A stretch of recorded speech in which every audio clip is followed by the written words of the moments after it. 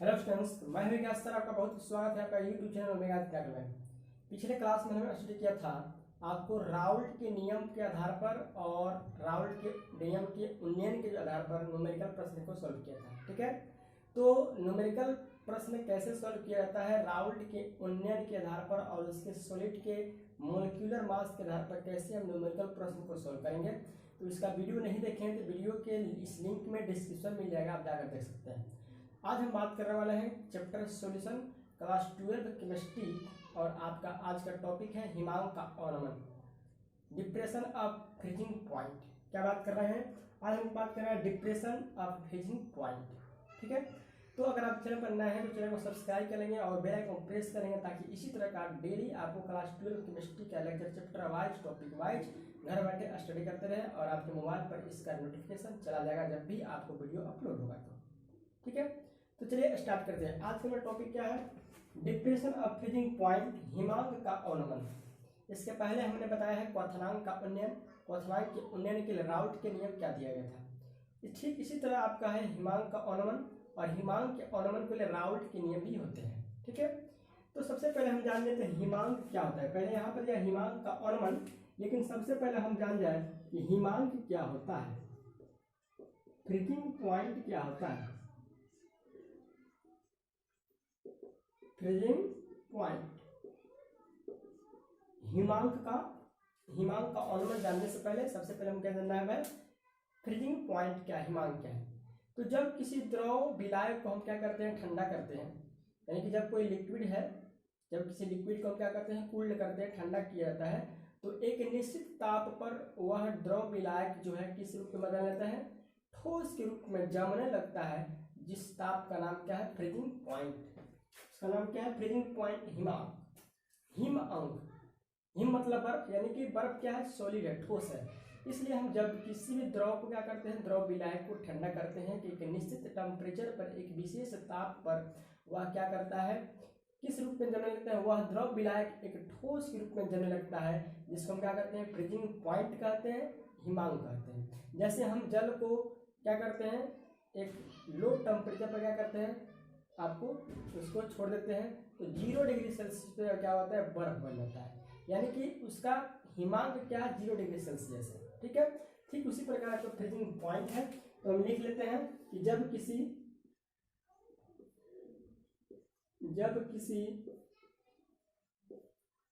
द्रव विलायक को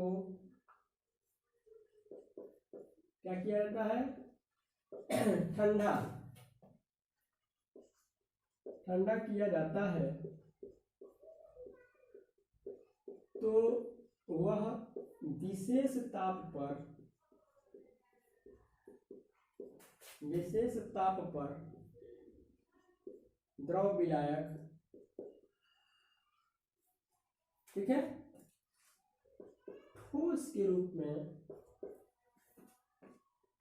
रूप में क्या होता है, फ्रीज होने लगता है, जमने लगता है।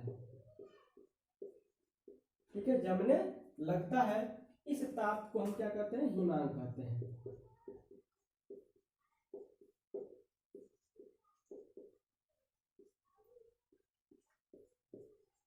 क्लियर? कि जब किसी द्रव विलायक को ठंडा किया जाता है तो एक विशेष ताप पर वो क्या होता है, द्रव किस रूप में जमने लगता है, ठोस रूप में जमने लगता है, ठोस रूप में आने लगता है, तो उस टेम्परेचर का नाम क्या है, हिमांक, फ्रीजिंग पॉइंट। ठीक है, क्लियर? अब हम बात करने वाले हैं हिमांक का ऑर्नमेंट क्या होता है। हिमांक का ऑर्नमेंट क्या है?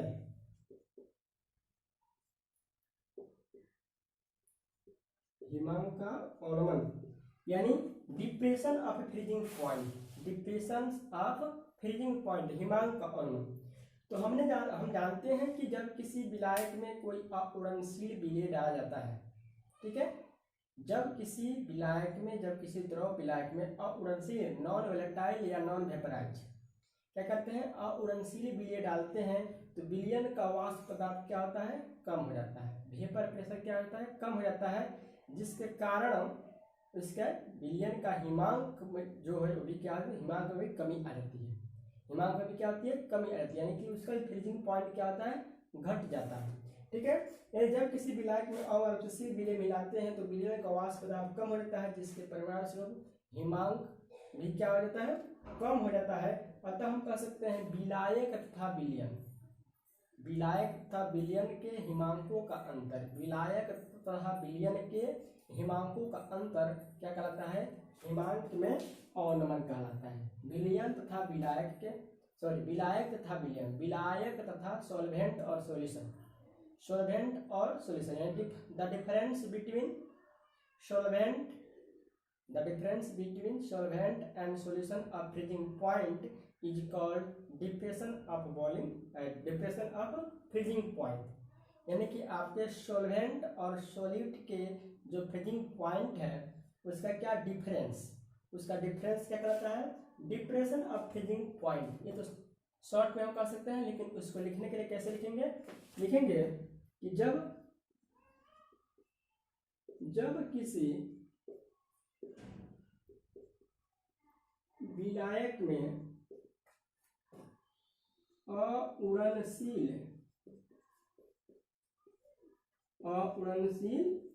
विलेय क्या किया जाता है, मिलाते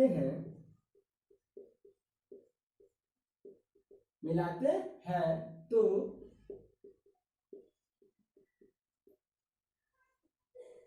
विलयन का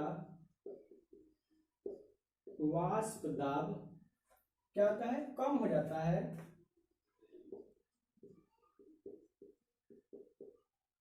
कम हो जाता है, जिसके फलस्वरूप मतलब बाद, जिसके चलते क्या होता है, विलयन का हिमांक, विलयन का हिमांक भी क्या होता है, कम हो जाता है।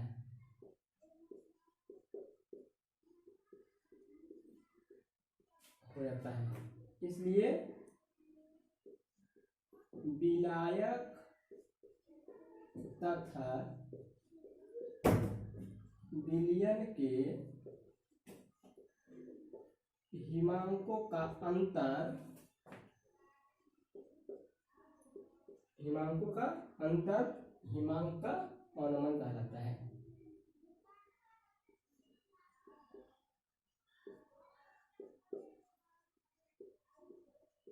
हिमांक का अवनमन कहलाता है,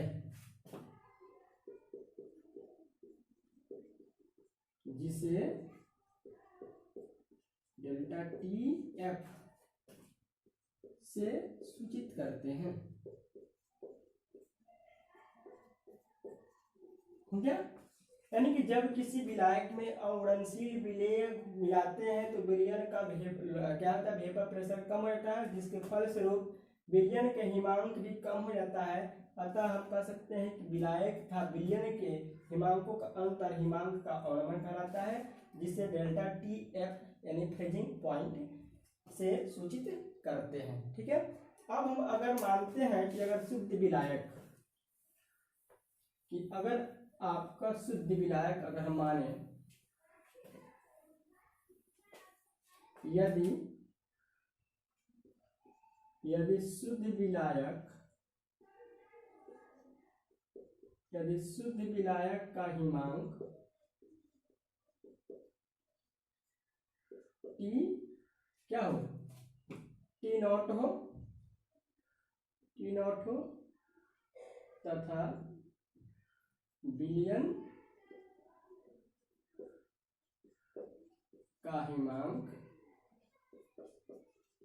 टी हो तो हिमांक का अवनमन, हिमांक का अवनमन क्या से सूचित है, इसना से, तो टी डेल्टा टी एफ बराबर हो जाएगा टी नॉट माइनस टी।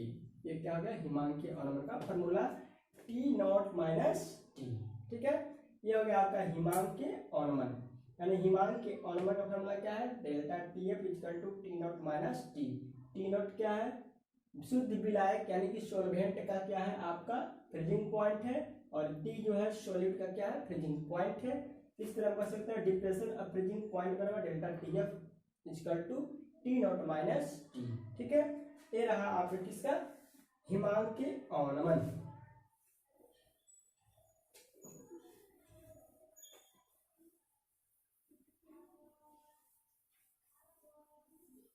अब जो है आपको हिमांक के अवनमन के लिए जिस प्रकार हमने पढ़ा था कि क्वथनांक के उन्नयन के लिए राउल्ट का लॉ होता है, ठीक उसी प्रकार हिमांक के अवनमन के लिए भी राउल्ट का लॉ होता है। इसमें भी दो तरह के नियम है। तो हिमांक के अवनमन के लिए राउल्ट का नियम, हिमांक के अवनमन के लिए राउल्ट नियम, ठीक है, जिसमें पहला नियम, ठीक है, हिमांक के अवनमन के लिए राउल्ट का नियम दिया गया है, जिसमें आपका पहला नियम क्या कहता है देखते हैं। तो इसमें दो तरह का नियम है, जिसमें प्रथम नियम है आपका, जिसमें प्रथम नियम है कि किसी विलायक में किसी अउड़नशील विलेय को क्या करने पर, घोलने पर उनमें जो क्या होगा, हिमांक में जो अवनमन होगा उनके मोलल सांद्रता के क्या होगा, समानुपाती होगा। ठीक है, यानी कह रहा है कि किसी विलायक में कि अउड़नशील विलेय को क्या करते हैं, घोलने पर उसके हिमांक में जो अवनमन होगा वह विलेय की मोलल सांद्रता के क्या होगा, डायरेक्टली प्रोपोर्शन होगा, डायरेक्टली प्रोपोर्शन होगा। यानी कि हम कैसे लिख सकते हैं कि किसी विलायक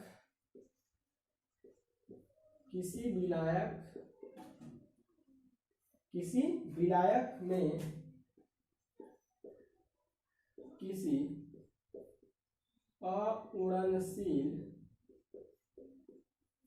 अउड़नशील विलेय को घोलने पर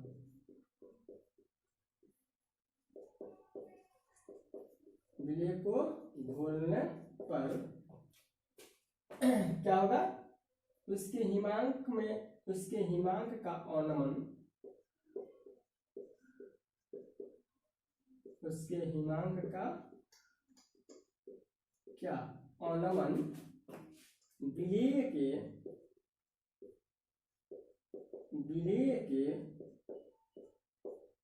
मोलल सांद्रता के क्या होता है, समानुपाती होता है, समानुपाती होता है। यानी कि पहला जो नियम कह रहा है राउल्ट का लॉ कि किसी विलायक में किसी अउड़नशील विलेय को जब क्या कहते हैं, डिजोल्व करते हैं, तो उसमें जो डिप्रेशन ऑफ फ्रीजिंग पॉइंट जो होगा सॉलिड के मोलर कॉन्सेंट्रेशन के क्या होगा, डायरेक्टली प्रोपोर्शनल होगा, डायरेक्टली प्रोपोर्शनल होगा।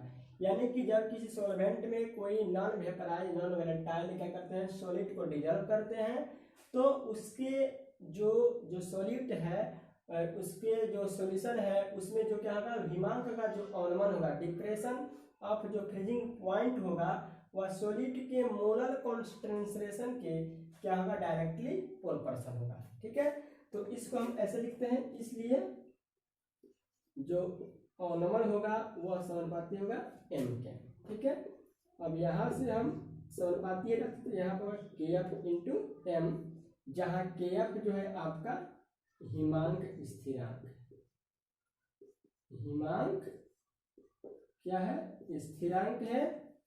यह थीटा टीएफ जो है हिमांक का अवनमन है,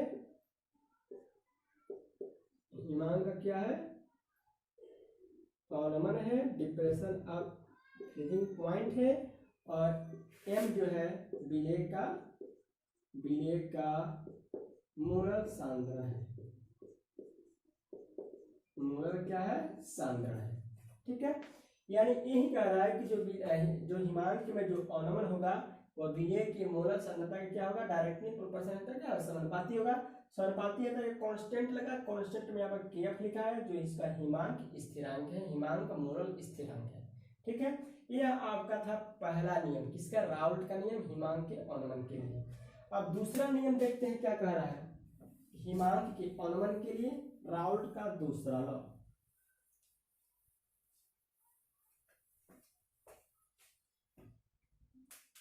दूसरा नियम, द्वितीय नियम।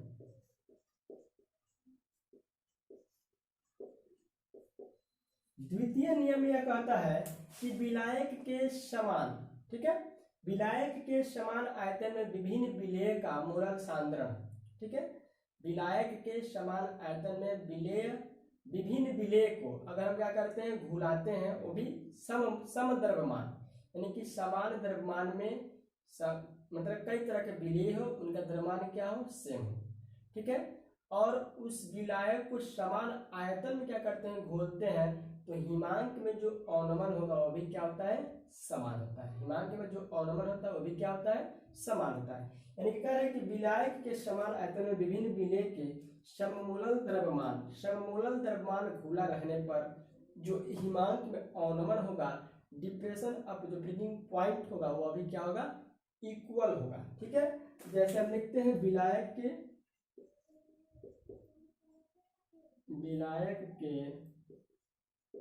समान आयतन में, विलायक के समान आयतन में विभिन्न विलेय का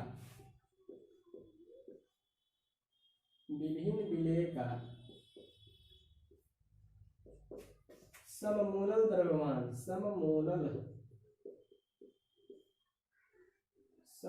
द्रव्यमान क्या रहने पर, डिजॉल्व रहने पर, घुला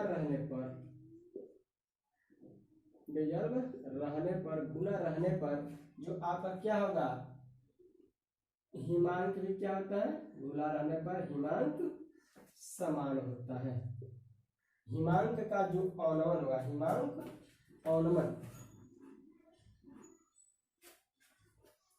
क्या होता है, समान होता है, ठीक है। हिमांक का जो अवनमन होगा वो भी क्या होगा, समान होता है, हिमांक समान, ठीक है। तो विलायक के समान आयतन में विभिन्न विलेय का अगर सममूलन द्रव्यमान क्या करे, डिजॉल्व करे, तो उनका हिमांक का जो अवनमन होगा वो भी क्या होगा, आपका समान होगा। ये आपका सेकेंड लॉ है। कौन सा लॉ है, सेकेंड लॉ है। हिमांक अवनमन यहाँ पर है, हिमांक अवनमन क्या होता है, समान होता है। अर्थात हम कह सकते हैं, अर्थात इस तरह हम कह सकते हैं कि जो क्या होगा, जो हिमांक का जो अवनमन होगा विलेय के मोलालता के क्या होगा, डायरेक्टली प्रोपोर्शनल होगा, ठीक है। अतः हम कह सकते हैं हिमांक का अवनमन जो होगा, हिमांक का जो अवनमन होगा वह क्या होगा, विलयन के मोलालता, क्योंकि आयतन है तो आयतन किससे होता है, मोलालता से, क्या मोलालता के क्या होगा, सीधे समानुपाती होगा,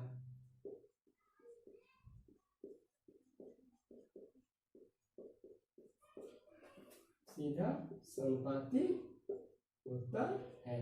अर्थात वही कह सकते हैं क्यों, जो अवनमन होगा वह क्या होगा, मोलालता के समानुपाती होगा, और वही हटेगा आपका तो आ जाएगा कि F इंटू एम, जहाँ m क्या है आपका, मोलालता है, m क्या है आपका, मोलालता है, F क्या है, हिमांक स्थिरांक है, डेल्टा TF क्या है, हिमांक में अवनमन है, ठीक है।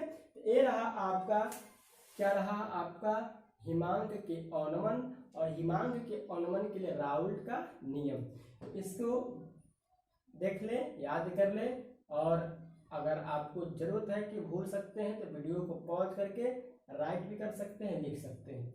नेक्स्ट क्लास में हम लेके आएंगे इसके आधार पर न्यूमेरिकल फार्मूले बनाएंगे, यानी कि इसके फार्मूले क्या होंगे, रिलेटेड बिलियन से संबंधित, ठीक है। तो वीडियो अच्छा लगा तो लाइक करें, दोस्तों में शेयर करें, और कमेंट्स लेकर बताएं कि कैसा रहा वीडियो। और आज के लिए धन्यवाद, मिलते हैं नेक्स्ट क्लास में।